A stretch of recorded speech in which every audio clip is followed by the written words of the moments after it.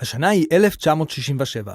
זוהי ישראל, מחולקת לפי קווי שביתת הנשק שגם חצו את ירושלים בין ירדן וישראל.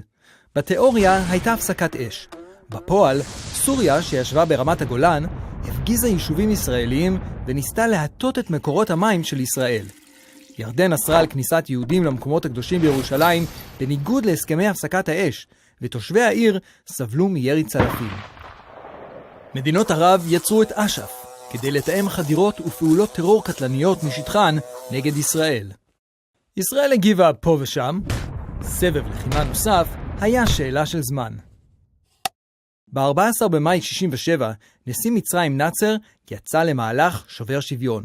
בהתבסס על דיווח סובייטי מפוברק על תקיפה ישראלית בסוריה, הוא הכניס לסיני שהיה שטח מפורז, כוחות צבא גדולים, וחסם את הגישה של ישראל לים האדום, ובפועל להספקת נפט.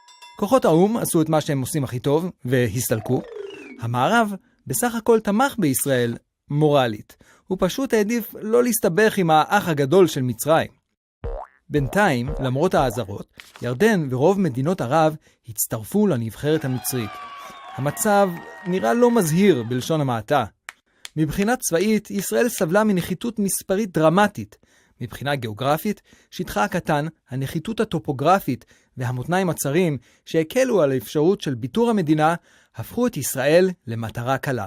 מנהיגי ערב מצידם לא הותירו מקום לפרשנות באשר לכוונותיהם. לישראל לא נותרה ברירה. ב5 ביוני ישראל שמה את כל הביצים בסל אחד. למעשה ריכזה את כל חיל האוויר כמעט למבצע נועז אחד. ובזמן שהטייסים המצרים אכלו ארוחת בוקר, הטייסים הישראלים עשו על האש. חיל האוויר המצרי חדל מלהתקיים. מצרים שדרה לבנות בריתה נרטיב אלטרנטיבי למאורעות הבוקר, כדי לעודד אותן להצטרף לחגיגה. אבל לפעמים החגיגה נגמרת, מוקדם מהצפוי. אחרי קרבות מוצלחים בדרום, ישראל הצליחה להפנות כוחות גם לחזית הירדנית, לאחד את ירושלים ולדחוק את הירדנים בחזרה לצד הנהר שלהם. למחרת, השתלטה ישראל על כל חצי האי סיני, הגיעה עד תעלת סואץ ופתחה מחדש את מצרי טיראן. סוריה, שהתעקשה להמשיך להילחם, שילמה באובדן רמת הגולן. המלחמה אומנם ארכה 6 ימים בלבד, אך השפעתה על העולם ניכרת גם היום.